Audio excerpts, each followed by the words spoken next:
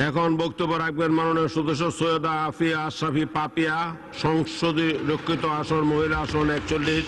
আপনার সময় 10 মিনিট। মাননীয় স্পিকার, ব্যারিস্টার মওদুদ আহমেদ সাহেব, দেশনেত্রী বেগম খালেদা জিয়ার গুলশানস্থ কার্যালয়ে বোমা পাওয়া গিয়েছে এবং আজকে খুব গভীর দুঃখের সঙ্গে উদ্বেগের সঙ্গে আমরা আরেকটা জিনিস লক্ষ্য করলাম যে দীর্ঘদিন যাবৎ শহীদ রাষ্ট্রপতি স্বাধীনতার ঘোষক জিয়াউর রহমানের নামে জিয়া আন্তর্জাতিক বিমানবন্দরের নামকরণ নাকি পরিবর্তন করা হয়েছে। তার বিরুদ্ধে প্রতিবাদ স্বরূপ ব্যারিস্টার মওদুদ আহমেদ সাহেব বক্তব্য রাখতে চেয়েছিলেন। মাননীয় স্পিকার, আপনি বক্তব্য রাখতে দেননি। তার প্রতিবাদে আমরা সাময়িকভাবে 10 মিনিটের জন্য ওয়াকআউট করেছিলাম। মাননীয় স্পিকার, গত রাতে আকাশের চাঁদকে প্রশ্ন করলাম, তুমি আলো দাও কেন? চাঁদ বলল, এটাই আমার ধর্ম। নদীকে প্রশ্ন করলাম, তুমি বহমান কেন? নদী বলল, এটাই আমার ধর্ম। আজকে সরকারি দলের সমস্ত সদস্যবৃন্দদের প্রশ্ন করতে চাই, কোথায় কোথায় বিএনপির বিরুদ্ধে বিষোদাগার করেন কেন? নিশ্চয়ই মুচকি হেসে চিৎকার দিয়ে বলবেন, বিএনপির বিরোধিতা করাই হচ্ছে আওয়ামী লীগের একমাত্র ধর্ম। সম্মানিত স্পিকার, দিন বদলের কথা বলে চাকরি দেওয়ার ছল করে আওয়ামী লীগ এসেছে ক্ষমতায়। জনগণ ভাবে এখন আওয়ামী লীগ যাবে কখন, পড়েছে কোন জালিমের মাননীয় সদস্য, আমারও একটা ধর্ম আছে। মাননীয় সদস্য, আমারও একটা ধর্ম আছে, কিন্তু এই মাইকে বলতে পারতেছি না। আপনার সৃজনশীল ধর্মের জন্য আমার পক্ষ থেকে অসংখ্য ধন্যবাদ। মাননীয় স্পিকার, আমাকে রাষ্ট্রপতির বক্তব্য দিতে দেওয়ার জন্য মাননীয় স্পিকারের প্রতি আমি কৃতজ্ঞতা জ্ঞাপন করছি। পাশাপাশি আমি প্রতিনিয়ত বিভিন্ন প্রচার মাধ্যম পত্রপত্রিকায় আওয়ামী লীগের সম্মানিত সংসদ সদস্যবৃন্দ, মাননীয় মন্ত্রিপরিষদের সদস্যবৃন্দ এবং বিভিন্ন জেলায় আওয়ামী লীগের নেতৃবৃন্দ যে বক্তব্য রাখেন, রাষ্ট্রপতির ভাষণটি হচ্ছে সেই বক্তব্যের একটি লিফলেট মাত্র। যার কারণে আমি এই লিফলেটের প্রতি কোনো শ্রদ্ধা, ভক্তি এবং ধন্যবাদ দিতে পারছি না বলে দুঃখ প্রকাশ করছি।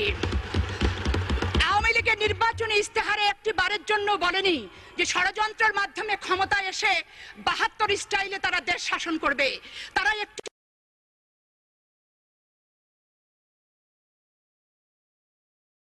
দিতে পারছি না বলে দুঃখ প্রকাশ করছি।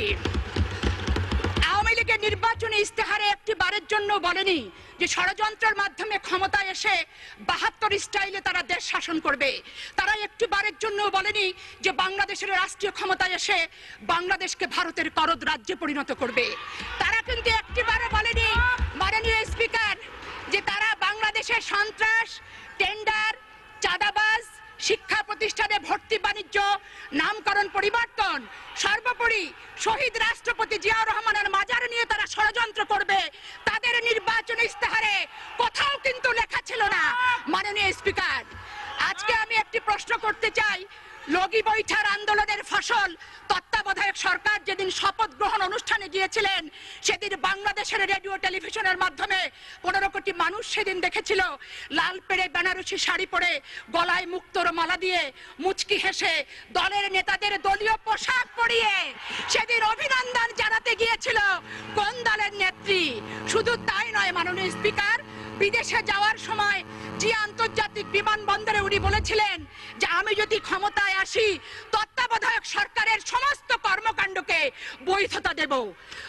সবচেয়ে বাস্তব কথা হচ্ছে, আমার নেত্রী, দেশনেত্রী বেগম খালেদা জিয়া সেদিন শপথ গ্রহণ অনুষ্ঠানে কিন্তু যায় নাই, যার খেসারত আজকের দিন পর্যন্ত তাকে দিতে হচ্ছে। মাননীয় স্পিকার, আজকে তার 2 কলিজার টুকরা সন্তান পিতাহারা সন্তানকে নির্বাসনে দিয়েছে বর্তমান সরকার।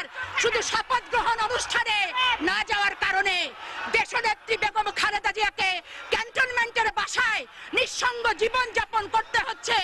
মাননীয় স্পিকার, 72 স্টাইলে নির্বাচন উপহার দেব বারবার বলেছিলেন তত্ত্বাবধায়ক সরকার। এই নির্বাচনে কাকে কত % ভোট দেওয়া হবে, কোথায় কোথায় কাকে বিজয়ী বলে ঘোষণা দেওয়া হবে, তত্ত্বাবধায়ক সরকারের কর্মকাণ্ডকে অনুমোদন দেওয়ার জন্য কি পরিমাণ সংখ্যাগরিষ্ঠতা প্রয়োজন সেটি ছিল পূর্ব থেকে নির্ধারিত।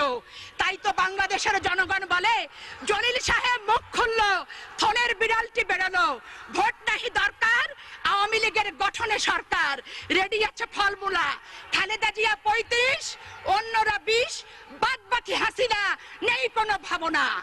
আজকে কথায় কথায় আওয়ামী লীগের সংসদ সদস্যরা বলেন, কথায় কথায় বলেন যে ৭২ থেকে ৭৫-এর শাসনামল বাংলাদেশের ইতিহাসে যুগশ্রেষ্ঠ শাসনামল। দুঃখী মানুষের মুখে হাসি ফোটানোর জন্য শেখ মুজিবুর রহমান বিশাল বিশাল কর্মসূচি গ্রহণ করেছেন, যেই কর্মসূচির কারণে দেশে এবং বিদেশে উনি খেতাবে ভূষিত হয়েছেন। আর কিভাবে আওয়ামী লীগ শেখ মুজিবুর রহমানকে জাতির পিতা ঘোষণা দেবেন এই পরিকল্পনায় তারা ব্যস্ত রয়েছেন। আরো ব্যস্ত রয়েছেন বাংলাদেশের প্রতিটি বাড়িতে